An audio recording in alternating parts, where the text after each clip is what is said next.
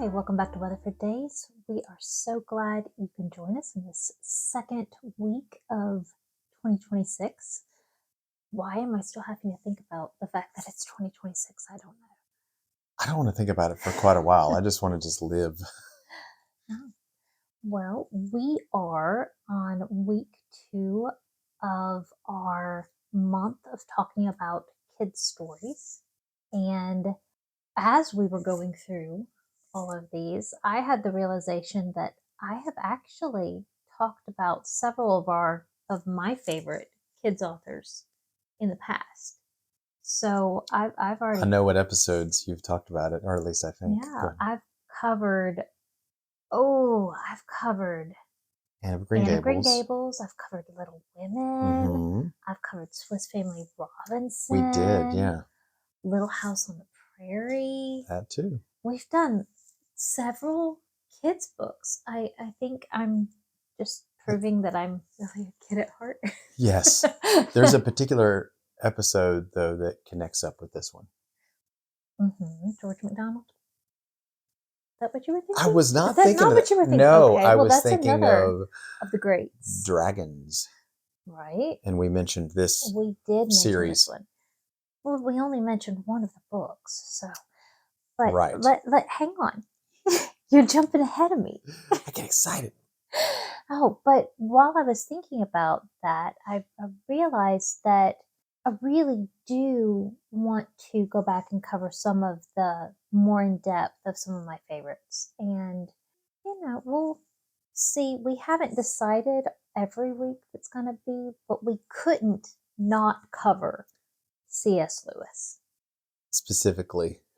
Because I was just thinking about Space Trilogy, please. No. Well, that's not a kid's series. Oh, that's right. And it's not what he's the most famous for. I mean, other than like Mere Christianity and, some of his more theological books, his most famous thing is the Chronicles of Narnia. There you go. Which is his kids series. Yes.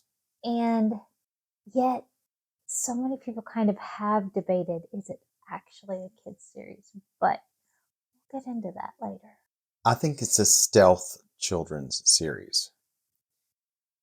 Now, you've jumping into that at the very beginning. Well, you've got Lucy, who is, when in the Bible when Jesus says you must come with faith as a child, Lucy does, and she more often than not sees Aslan in one of the books. And everybody else doesn't believe her, or she goes into the wardrobe and comes back and says, "I've done this," and they go, "I don't believe."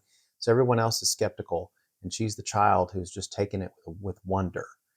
But at the same time, children can relate to that. But in the later books, they're like, here's what growing up is like. And sometimes you lose some things from childhood, unfortunately. But some things you want to hold on to. So I don't know if kids can relate to that, little bitty kids, as much as we can. No, but it also speaks to Lewis's philosophy about stories for children. And I happen to really like his philosophy.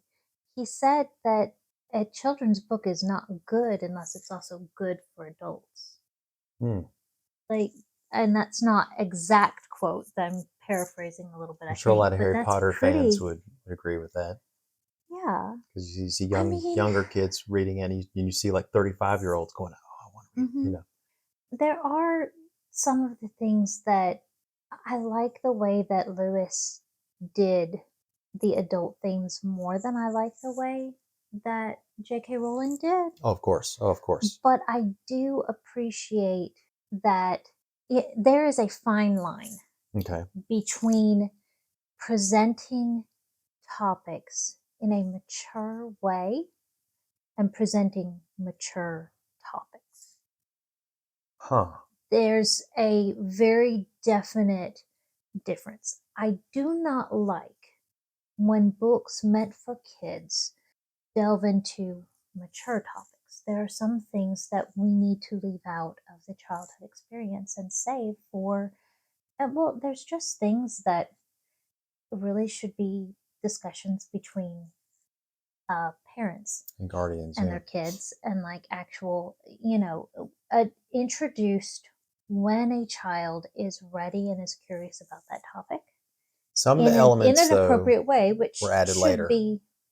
But I mean, a lot of They children's weren't in there books as far as enter into, puberty and growing up and, these right. awakenings of feelings and all of this, that it's like, that's not really, you're kind of forcing the topic on a child.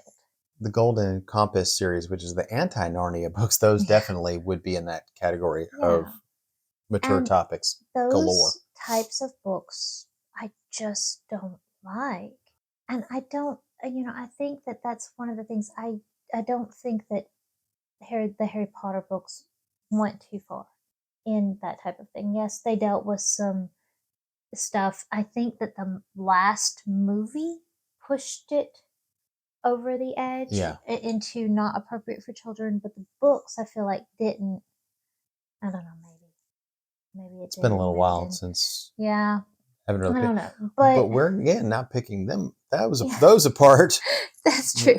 We are delving into the But richness of Narnia. Yeah, what Lewis did was talked about things that, that everybody does have to think about, that takes a mature perspective, but he put it in a way that kids could understand. But I think that it was also a very, very, very Christian perspective that a lot of people, if they're not Christians and they don't know where Lewis was going, especially in the first book, in The Lion, the Witch, and the Wardrobe, a lot of people are going to look at that book and go, "This is a kid's book."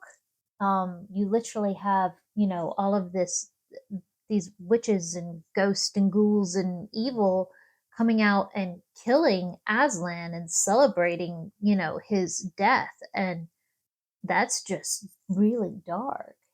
But but every Easter we tell right. at the one, when we don't tell them the story of the rabbits and stuff and the eggs, we really focus on Jesus Christ and his crucifixion. And I'm sure they can put, if they think about it for half a minute, they can put two and two together and go, I don't think he, was laying on a pillow for our sins. I think it was brutal, And it was and it meant, still holds back. The The book still, Lion, the yeah. Witch, and the Wardrobe specifically was meant to be an allegory for Jesus' sacrifice on the cross. And you just can't separate that. So, a lot of people are going to be watching this not realizing the very, very Christian undertones to it. And, when you have the ability to put that into context, it's such a beautiful thing to take this story and all of the feelings that happen as you're watching Aslan sacrifice his own life willingly for someone who had wronged him, who had committed a sin, the sin of betrayal, which was Edmund. Yeah. Spoilers, but Lots of spoilers going forward. yes, yes. But that, you know, is then to be able to say, hey, that's exactly what Jesus did for you. What a cool way to be able to introduce and help a kid to understand exactly what that meant. These things are very in the Christian faith for the smallest of young people. Things like Mhm. grace and substitution and atonement. Those are some really abstract, you know, themes. And what Lewis does is just put meat on them and makes them solid, and you could feel like you could reach out and touch them. Mhm. And they, I think they hit a lot deeper, in the way that they can be portrayed. And honestly, there was even a letter that a little girl, I think I'm remembering right, a little girl wrote to Lewis and said, "Is it bad for me that I relate more to Aslan than some of these pictures of Jesus that they put up there?" And he said it's okay, because I think that Jesus recognizes that you're seeing a shadow of him, and still Mhm. leads to him. So he was I very mean, forgiving of that. She was very like, oh, I feel bad that I'm connecting to this imagery, and he said no. He was very, no. you know, I mean, kind he about that. says at the end of the third book, Yeah, Aslan actually says to the children, I'm in your world. I go by I go another by another name. name Right, there. right. So it's very much, Aslan is Jesus. And it's not, it is okay. So what do you think about Aslan not always being around? Like in the first one, he's prophesied to come. He's not there yet, but then when he comes, it's just ooh. But there's times, especially in Horse and His Boy, where he's there but not there. And doesn't that make you think like See, Horse and His Boy is probably my second favorite of really? all of the books. Well, oh, Okay, man, like your second or third. your favorite is Lion the Witch and the Wardrobe? No, No, it's the Voyage of the Dawn Treader. really? Yeah, Okay, okay. I like I've just the travel aspect and all of the things that they go through and how. I mean, The Lion, the Is it Witch, the and the Wardrobe journey is of is it the it's Christian journey? beautiful. Fear and do they It's represent growing the islands were up. the trials of life? Yeah, but you see a lot of just all of it. It's the story of Lion, the Witch, and the Wardrobe is, it's such a beautiful story, but it's the story of Jesus, his being prophesied, his return, his His coming first and coming, taking yes. over, and yeah. Number one advent. But The Lion, the Witch, and the Wardrobe is growing in faith.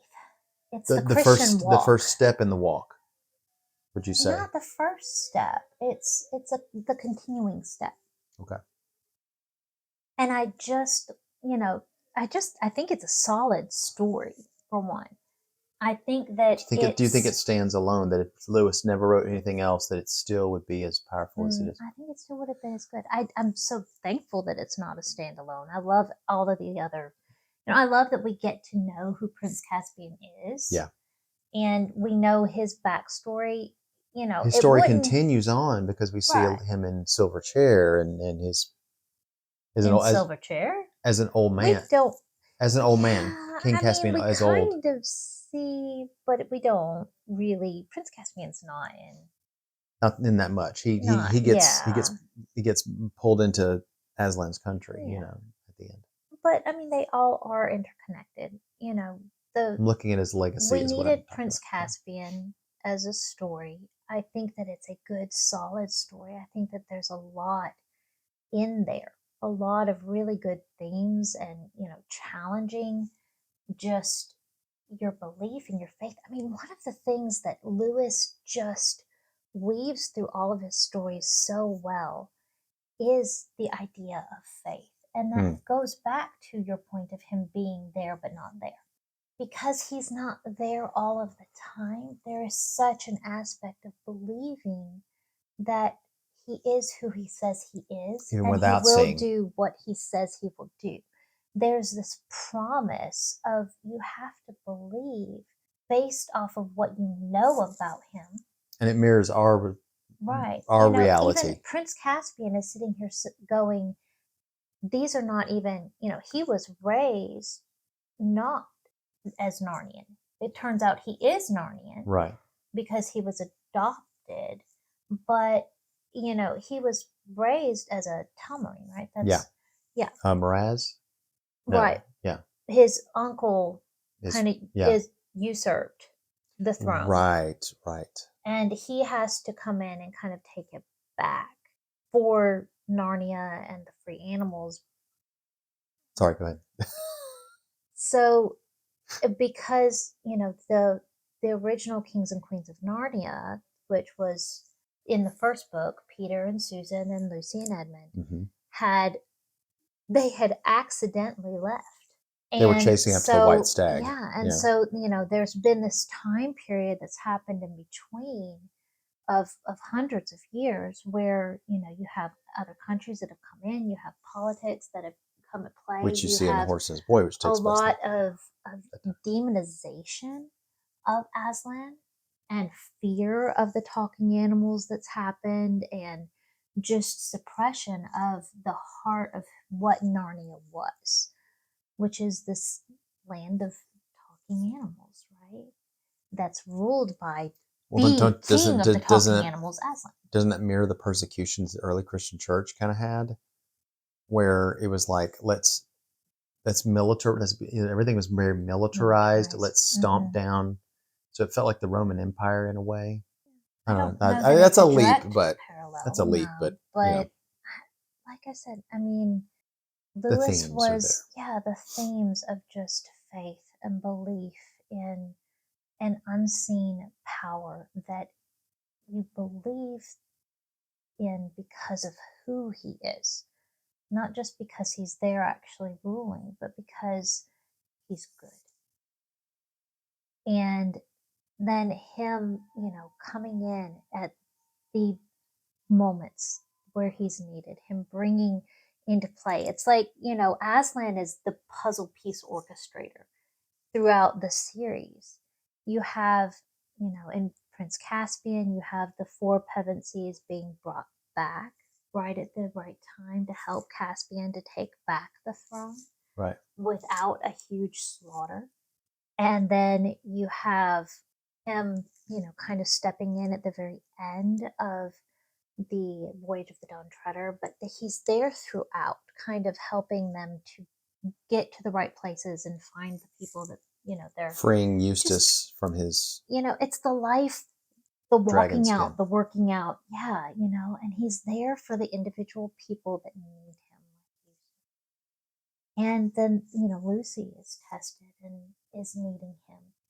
And so you have all of that is there. And then him coming at the very end to Lucy and Edmund and telling them, this is the end of your story here. And, but you can find me in the real world. And saying, it's going to be up to somebody else now. I think it was Peter and Susan because they were the oldest. Peter and Susan weren't there in Voyage. It was just Lucy and Edmund. Right. And Right. Eustace.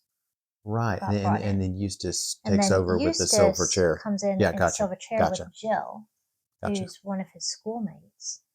And they come in and, they're helping Caspian's son, who's been captured Yep. by, again, an evil witch, and helping to rescue him and get him back on the throne, which is, it's a great story. It feels a little disconnected from the rest because you're not even really in Narnia a lot of the time. But again, the theme of faith and entrusting, you have at the very beginning, remembering truth. well, and also being willing to follow instructions that you don't understand. Right. Because Jill is the one who's given the instructions.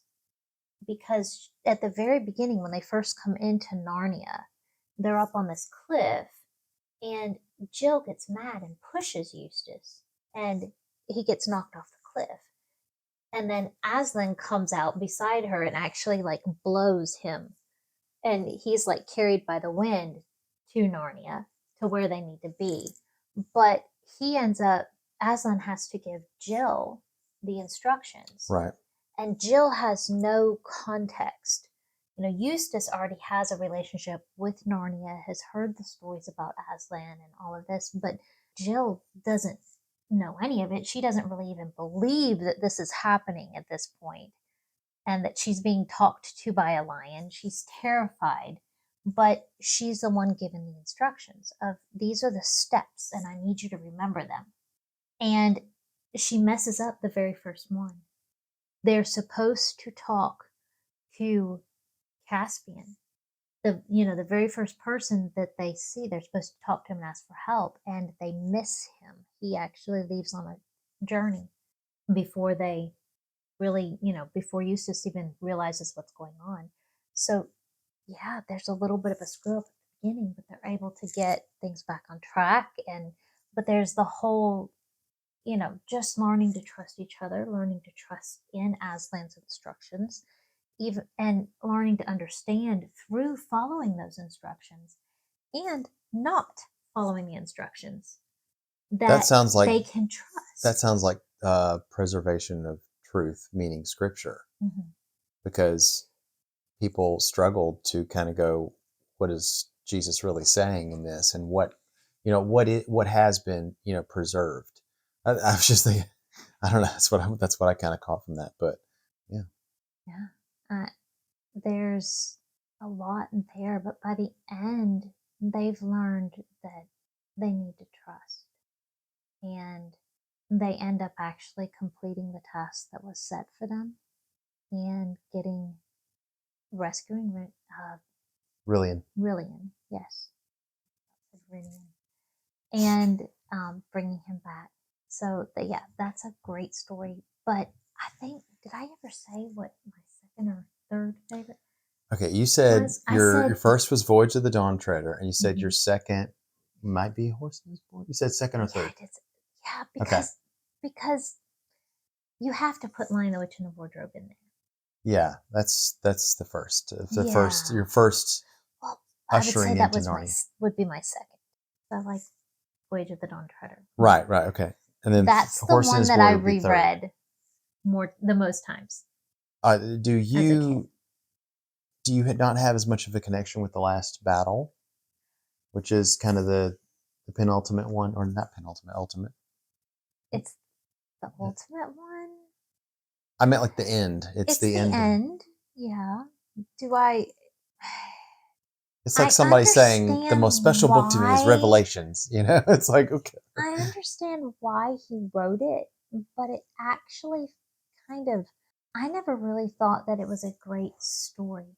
Like it's more of a moral tale that I feel like he wrote because he wanted to write the ending of Narnia rather than it actually being a interesting story to read. Right. And it made me sad. Like it was good. I did like, I like the way it ends with everybody kind of just running.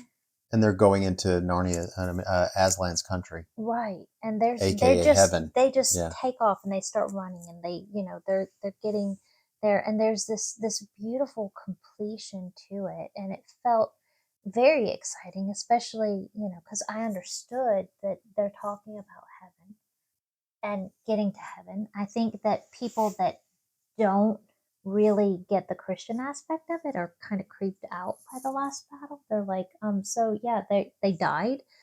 They just died. Oh, So the the book is about train. them dying. Well, there's a train Yeah, there's a train wreck. wreck. And so they three die and Susan doesn't.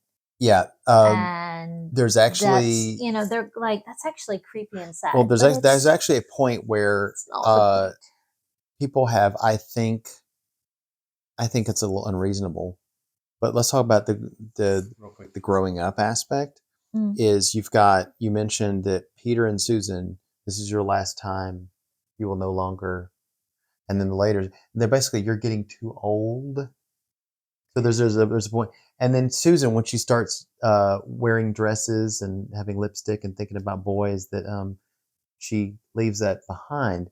But as Christians, we never leave behind that heart of a child that sees the power of Christ, of Aslan, and to say, well, you're Well, no see, longer in the club. I don't remember I how don't that agree with was that, but actually talked about because, even when, yeah, Edmund and Lucy are too old, they still do go back at the end. And it's kind of the thing of, you have to live as an adult now and you're not going to come back to Narnia, but I'm still there with you in the real world. And I think that even if Susan has kind of lost her way and forgotten, you know, the lessons that she learned in Narnia. It's still, I never thought of it as, oh, she committed apostasy or something and isn't going to heaven. It was kind of just like, well, yeah, maybe she didn't live the most blessed life. or she stepped away from childhood, as many of us She do, got and go, wrapped well, too it's much time to up into grow up. adulthood. It's adulthood. time to grow up. It's time to put those things aside. And And I think that's that, not the C.S. for me, I Lewis's would say theology. that C.S. Lewis is going retain that imagination and that ability to connect to a place like Narnia. Retain your wonder of the world and the purity that comes from following Aslan's rules and remembering, that you're in a fight for good against evil, because that was a very strong thing that was presented there, in that Narnia represented this place of wonder and of purity, and a place where you heard and coexisted with the king, with Aslan. And for Susan to have experienced that and then forgotten that, and to not be living her life in a way that reflects that she remembers, you have, which we haven't talked about, number 6 yet, Magician's Nephew, but Diggory, Cedric, Cedric Diggory. No. No. Cedric Diggory is from Harry Potter. Oh wow, it is It's Diggory Kirk Diggory Kirk. was the professor, and this is him Wow, as a little boy. I'm gonna cut You that. know what? No, I love it. Keep it in. No, no, You no. know what I was about to say? Diggory Kirk. All right. What I was about to say is that we have count them, two worlds whose inhabitants were sung into being. One was Middle Earth, and one was Narnia. So they're in good stead, in good Mhm. standing. So, but yes, in Magician's But it was Nephew, it's the also origin breathed of Narnia. into being. Yeah, It's like the singing and the breathing, because he's like breathing, and the grass is growing, and the flowers and the trees are springing up, his and breath of his yeah, his spirit brings the stone things to life too. Not only the living things that were never alive in the first place yet, but also things that, though they were dead, mm. are coming back. So it has, Magician's Nephew is also just incredible. Like, and kind of there's so kind of many of funny, them that are so good but that kind of are, funny because remember the part where you got Jad, well, she's the White Witch, but Jadis, she comes into the real world, and then there's that horse Strawberry, right? Mhm. And then and how they're reacting to who is that, and there's these Model T cars just putting like horse and carriages, and it's kind of humorous in that part. Yeah, Yeah, but it's also just really fantastic and well done. And I'm so glad that that one is a part of things. But why did I bring that up? I was talking. Oh, Diggory, Professor, the professor in the first one, in Line of Witch and Wardrobe. Yeah, right? Mr. Logic Talk. He is somebody that you kind of see as he's hearing the story of the kids, and he's kind of, he's got this knowing twinkle, and he's very encouraging that the other kids, the older kids, believe Lucy that she did go to a magical world. His famous line, logic, why don't they teach these kids logic? Yeah, you we know we've quoted that many times over the years to the yeah, kids and to each other. but that's an adult who still retains that childish wonder and that belief in Narnia. Childlike. Yes, childlike. Childlike, Okay, not you're childish. right. I don't know. I But know what you mean. I mean, I feel like I never felt like we fully knew the end of Susan's story. Yeah. Because it's the end of Narnia, does that mean there's no more hope for her? I really hope not. I still have hope for Susan. you know? But yeah, that was a hard one just as a story for me to actually get through.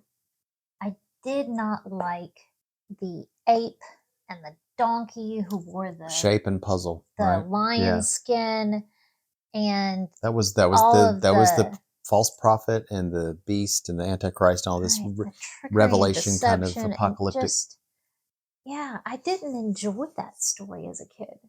And I pushed through, and I'm glad that I did, because I felt like the ending, was worth getting to. But that was a difficult story to read. And I think that of any of the books, that's the one that's probably the most controversial, in that people just don't really understand what he was trying to do, and it wasn't necessarily a good enough story for it to stay in people's memories. I think that if they did every other movie, or book adapted into a movie, that's one that I can't see ever actually being made. I don't see them doing The Last Battle. And I think that that's one that's going to stay completely as a only Christians will get this one. All the other ones, it's a good enough story that even if you're not a Christian, you can still appreciate and love the stories in them. It will always have, if as far as adaptations of this, will always have the ones from the Wonder Works ones from back in the 80s, and we'll have the ones that Walden Media did. They did The Lion, the Witch, and the Wardrobe. They did Prince Caspian and Voyage of the Dawn Treader, and they didn't get any Mhm. further than that. They were going to do the Silver Chair, but I think that they were looking at box office money that was coming in, and was it kind of waning a little bit. But now I'll talk about this for I maybe a think moment. they waited too long. Their actors just got too old. Really sad. That's true. But the guy who plays Eustace now is really buffed out, so he would be like, it would be really weird seeing him fight. Anyway, and being kind of, nebbishy or whatever. But they are doing the Magician's Nephew, but you have to look at the vision. Is the vision of the director going to match the vision of the material? And if you look at the director and how they treated other adaptations of material, and how they tried to squeeze in, and it was still made lots of money. So that's the thing. You make lots of money, they let you do whatever you want, even if it's terrible and has a terrible message. If you Even though you made lots of What are you money, talking about him I'm doing? talking about Greta Gerwig Oh, did Barbie, and that made tons of money. oh, right. And the message was terrible. And it was not. Look, if you want a really good Barbie adaptation, you would do See, a lot of people Barbie in the thought Dream that the House. messaging was great. I That's happen why, to not so agree, so but very polarizing. So yeah. if you take that as past, if past is prologue, you take what Greta Gerwig is probably. And I'm not saying she's not talented.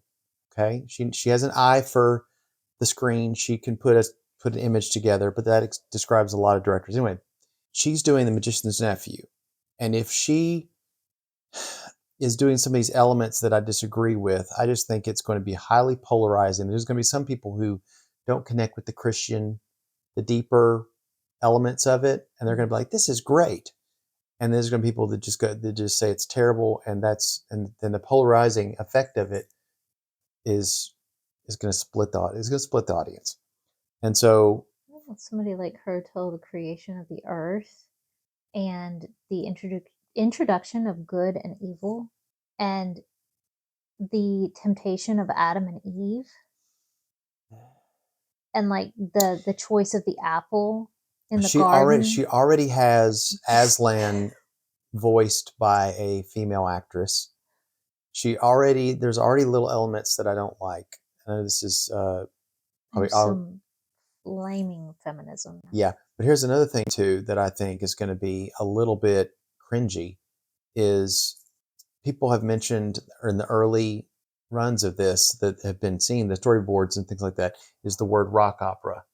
So Oh no. kind of like, so my I'm Oh when you said no. singing creation into being, Oh no. and just that being a singing kind of part, musical part, and I'm just like, nope, nope, nope. So Although it's going to be Jesus Christ I Superstar. don't know if, but not the whole movie, but I don't think you could sustain that. But certain parts, just to kind of, let's put it this way. I don't know if I'm going to hate watch it or not, but if we do watch it and talk about it, I mean, if anything, I don't know, cut that See, out. I don't know. I want somebody. I don't like hate watching things. It would be really fun if And I haven't seen anything that Daily Wire has produced as far as their movies. I think it's called Pendragon. It The just started. Yeah, I'm excited. I heard it's I want to very. see I've that. heard it's very. Somebody who saw it said it was faithful to history.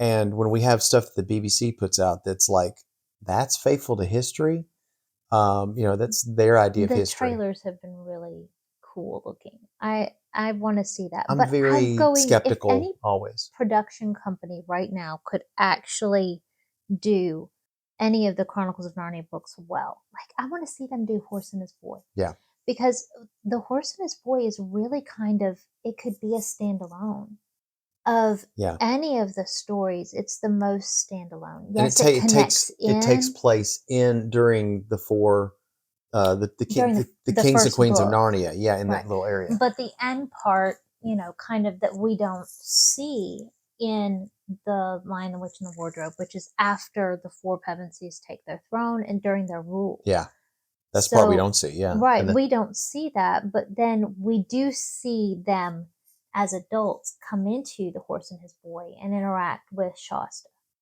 So that's, a really interesting look into what their lives were as rulers that we don't get anywhere else, because, the next time we see them, they're back as kids, and and it's just, but sometimes the good thing about the good and bad thing about streaming is this is that with streaming sometimes you don't need that much of a push to get something made, mhm. and they'll put it out there, and they'll actually make those things.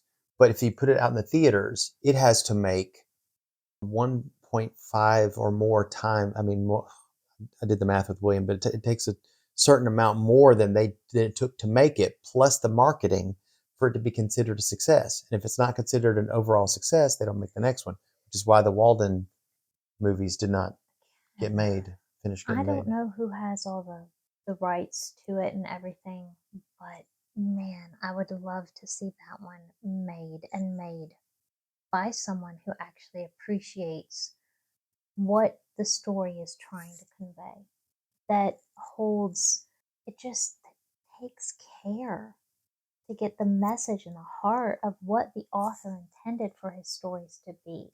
Just a live radio play of it would be nice. You Yeah. see them on stage doing the sound effects and doing the voices and stuff, and And I that's might not one that you see done. I might like watching that more than even than somebody massacring it and butchering it on the screen. But as you've said before, the book is always better, and that's not the lesson to take away from tonight's episode. But it's a Rachelism. Mentioned it before, I think, but it is always better. The thing The book is, is always better, but I love to yeah, see when a movie is done well. I mean, everybody does. It just, yeah. But you'll always have the written word. They will never mhm. take those things away. I will tell you this though. You Here's my quick little point on this. There's been some movies, especially on Disney Plus, that they've edited after the fact. Sometimes to take something that was PG and make it a little bit more G, and that's fine. But I they've mean, that's usually something I'd approve of. yeah. But I think that they actually did change It's a Wonderful Life. They Mm. took out certain elements of it. People were complaining, saying, "No, those are needed." But the point is anything that you see on streaming, they have the ability to mess with the director's vision. And the book is should be sacrosanct. You should don't mess with the book. Don't go back and edit the book. Leave it be what it is on the page, and you'll And yet, always so have many that. children's stories are abridged. So you're I saying that won't lie. I won't lie. I they read those do too. that? I read those too. I won't lie. I remember it because they had the little, neat little pictures, and when I was young, I was like, oh, cool. So I Mhm. wanted, yes, I read books with pictures. I guess the comic book guy in me, but and you guys know that Didn't from most earlier. people? Yeah. Most people read books with So pictures. so the Chronicles of Narnia were written a way back. Mhm. I don't know the exact year. I'm not going to name it and mess with my trivia powers, but it has endured. It has endured. It will endure. It'll survive Greta Gerwig. It'll survive all those little things. It has survived. The thing that keeps it going, I think, is parents that care about their children and go, this is really good. And we were lucky enough to do that with our children. And Mhm. hopefully they'll, and I can pretty much guarantee this with the kids we've raised, they will go back and get the books and these old classics and read them in hardback with the lovely, art on them and just voracious and or just, just have them there. Even when they're not being read, they're adding to the just they're radiating their power. Well, that's the thing. I told you that that was not one that I don't believe that my parents ever read those books to us, but I found them on my dad's bookshelves and just read them. The same as Tolkien, I discovered on his bookshelves. Same a lot of the books that And I then a fell in day love with. passed. A lot of the It's like books that I fell in love she with, read I Lion the I Witch in the discovered Wardrobe on my between 8 and 9 o'clock, and between 9 o'clock and 10 o'clock. I tease. She's a very fast reader. If you didn't know, it makes me feel sad that I'm not as fast. I get distracted, but she loves me anyway. And but what is it about this that has caused it to last so long? We the books, and we'll continue to have it, endure. I think. What is it about it? I think that it's just such a world. I think that one of the best things about any children's book that I've ever fallen in love with was just kind of being transported to a different world where I could experience new things and see wonders and be challenged in my beliefs, be, inspired to be a better person. And that's something that you want in a child's story. You want to be taught those good lessons of how to human well in a And fascinating and way. I've never seen a dragon, but I've sure seen a lion, and I've seen a beaver, and I can sit there and squint hard enough and think, is he talking? He's making this little, movement with his mouth. No, I guess what I'm saying is I can imagine these things really existing, and we can look out at nature and go, ooh, there's something about our world and that world Mhm. that is very recognizable And to the magic of everybody imagine, wants to go to a land where there's talking animals. of course. I think that, that's one of the things that a lot of people kind of talk about. If you could go and live in any world, from a fictional story, what world would you want to go and live in? And for me, it's going to be Narnia every time. Yeah. Of course, I want to live in Narnia because talking animals and Aslan. I want to live in a world, a fictionalized world where Jesus is king. And there's talking animals. How can you go wrong? How exactly? That there's nothing that could be better. Jesus and talking animals. We want to thank you for joining us. No, no, no.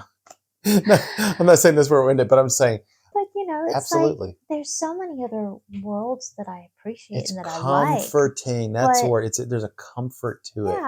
yeah, I mean, when you read Lord of the Rings, get ready. You're going into the heart of darkness, and you're not going to yeah. walk simply into Mordor. And But that there's not a that challenge. permanence to it. It's like, yeah, the Shire is lovely. And a lot of people, would go, well, yeah, I would want to live in the Shire. But there was a childishness to the hobbits. They weren't childlike, they were childish. Hmm. I don't know that I would necessarily want to be in the Shire, even though it sounds so pleasant. Just the childishness of the hobbits. And I think that that was something that, you know, he wanted, Tolkien wanted to contrast how they were able to be so out of the rest of the world. They were protected, they were sheltered, and they did represent children in that they didn't have to grow up and see the evils because the rangers were there keeping all of the evil away from them.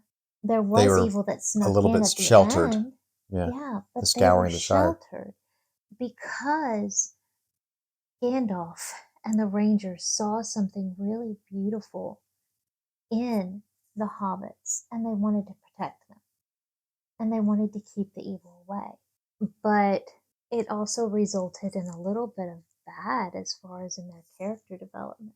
But we're not talking about Lord of the Rings right now. We've done We're enough of talking that. about Let's get back his to friend let's get back C.S. to Lewis. Lewis. Yeah.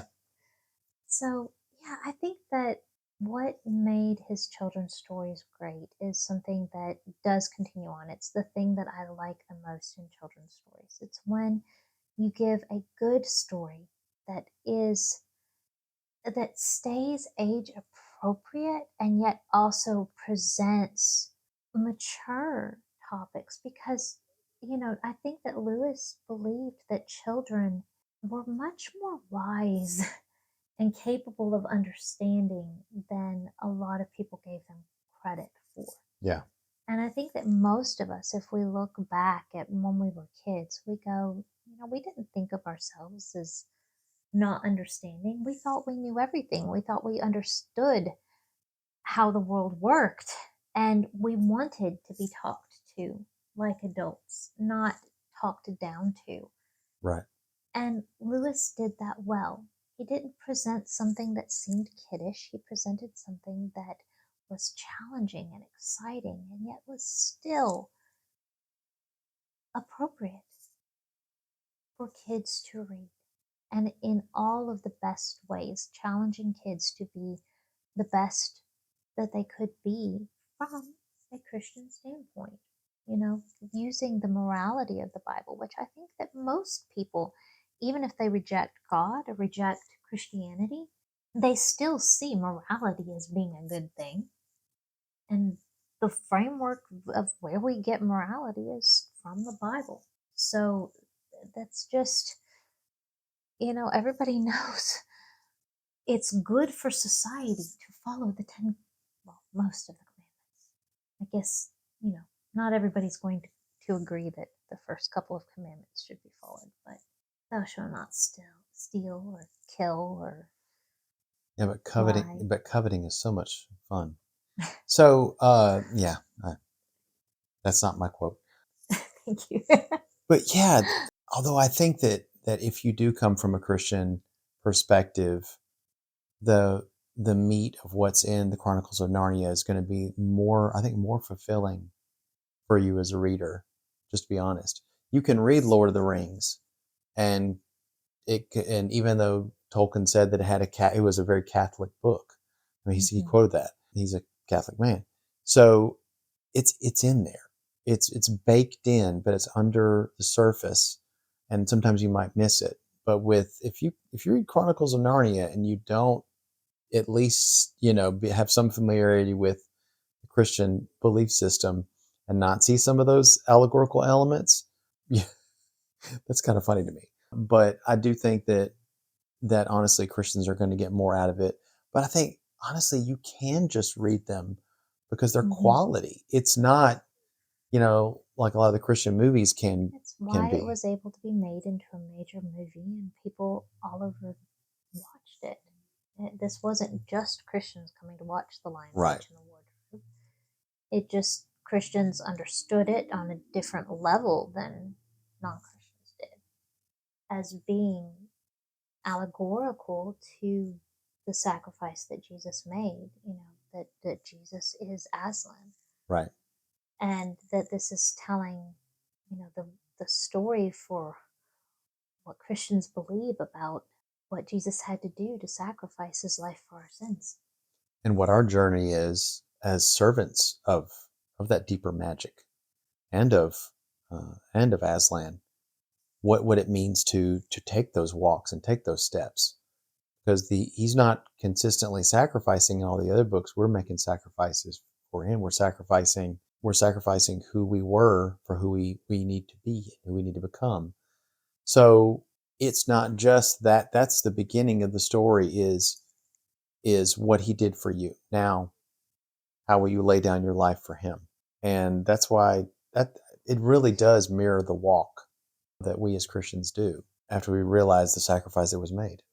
I have a feeling that we could talk for a lot longer because there is so much to Chronicles of Narnia that I would love to get into, but I think we're out of time. So we're going to call that good enough, yes? Yes. Okay.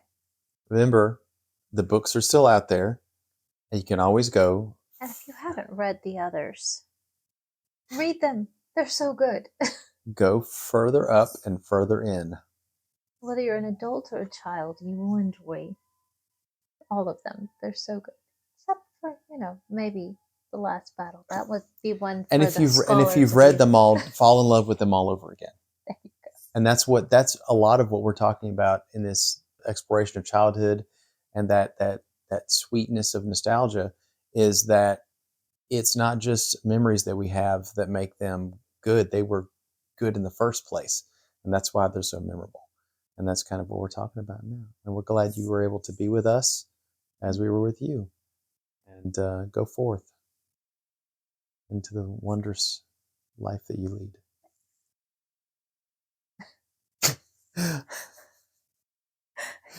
You start rambling at the end of these, and I never know quite what you're talking about, but that's Me okay. neither. I think. I look like I do. I look like I do. I'm able to, you know. You're like, I have to end this somehow, so I'm just going to string a bunch of words together. Okay. I I do I sound deeper than I am? Who knows? But we'll see you next time, Mhm. and we'll talk about something really great. We don't. Okay. Okay. Bye. Bye.